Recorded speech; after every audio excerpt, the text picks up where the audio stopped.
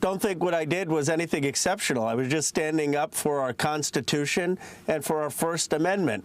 It is wrong to censor newspapers. It is wrong to censor journalists. Look, the New York Post hasn't written a kind thing about me in my 6 years in Congress. They're a conservative point of view paper.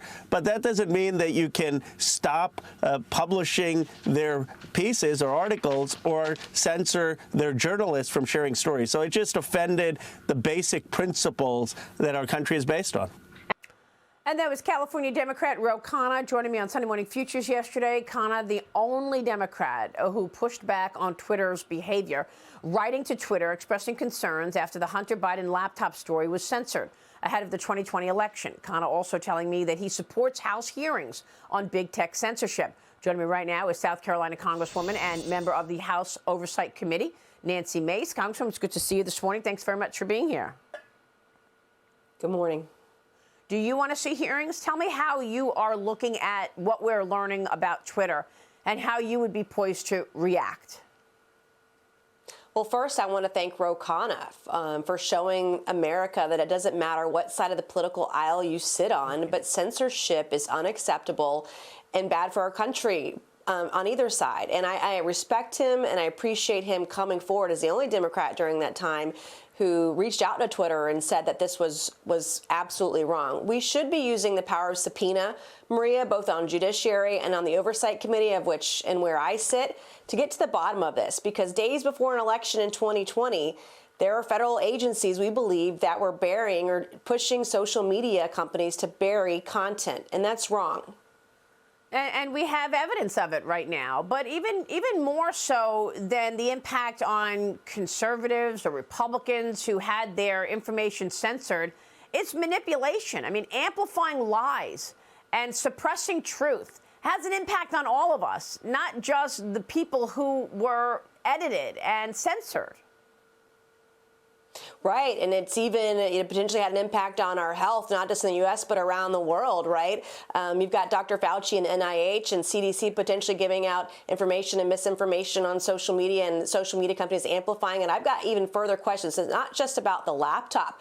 But I believe once we start investigating that, we're going to uncover a trove of information to show how far federal agencies, including the FBI, have gone to bury these kinds of stories, like the origins of COVID, like how corrupt the Biden family has been with regards to business dealings around the world, especially with people in countries like communist China. I hope that with the leadership of Jim Jordan and Jamie Comer out of Kentucky on oversight, that we're going to get to the bottom of this. But when we do, what happens next? Because my biggest issue being a member of Congress is we do all these investigations and then absolutely nothing happens. We've got to hold people's feet to the fire and hold them accountable. That's exactly right. I mean, during the whole Russia collusion lie, there were to be subpoenas of key people, like a James Baker, who was, interviewed under oath by John Ratcliffe, but nothing came of it. There was no accountability. So now Republican leader Kevin McCarthy says he wants to subpoena the so-called spies who lied, those 51 ex-intelligence officials who branded Hunter Biden's laptop Russian disinformation. Where did they get that? Okay, why did they sign this letter right before the election? Chairman-elect of the House Oversight Committee, James Comer, writing a Wall Street Journal op-ed, calling it, "Get ready for Republican oversight." Comer says that the Oversight Committee will be investigating the border crisis, the energy crisis, and the influence peddling, the Biden family business schemes, Congresswoman. So where is this going? What can come out of this?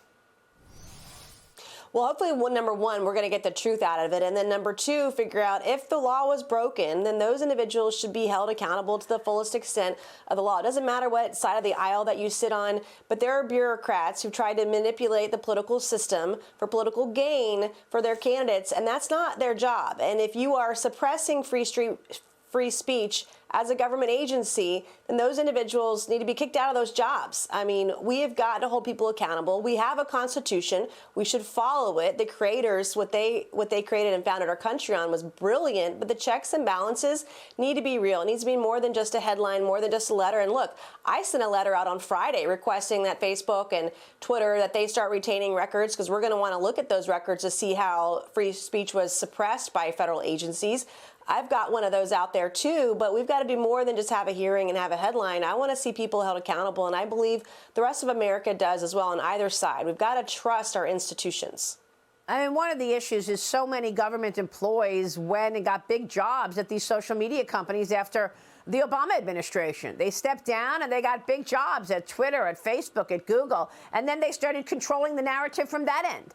James Comer also said that the Oversight Committee will look at the origins of COVID. You mentioned health for Americans, people across the world. Twitter CEO Elon Musk doing a little Twitter trolling yesterday saying this: "My pronouns are prosecute Fauci."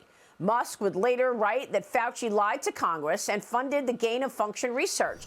So how is it possible that we have Anthony Fauci funding the research of these bat coronaviruses, and then there's a mistake, it leaks from a lab, kills and sickens millions of people across the world, and Fauci has takes no responsibility whatsoever? Well, I think you just discovered the reason probably why there's not been an investigation, a real investigation into the true origins of COVID. If we were to find out that we were funding this kind of research and then it led to this pandemic around the world, the administration would have huge PR problems. But it's something that we're going to have to investigate. If that's what happened, we have to reconcile and take responsibility for it and ensure that it never happens again. Millions of people have died around the world. Millions of more have been affected by long COVID and other issues related to the illness. And so we owe it upon ourselves and upon our residents of our country, the United States of America, to decide to figure out what happened and how do we prevent it from happening again in the future and ensure that our tax dollars aren't going to this kind of research that could possibly, via accident, leak out and cause another pandemic. And, you know, you would think that the media all agrees on this, but it's just extraordinary, the lengths that the media and social media in particular have taken to hide the truth. Congresswoman, we're going to keep a spotlight on it, and we appreciate you joining me this morning. Congresswoman Nancy Mace, thank you so much. We will see you soon.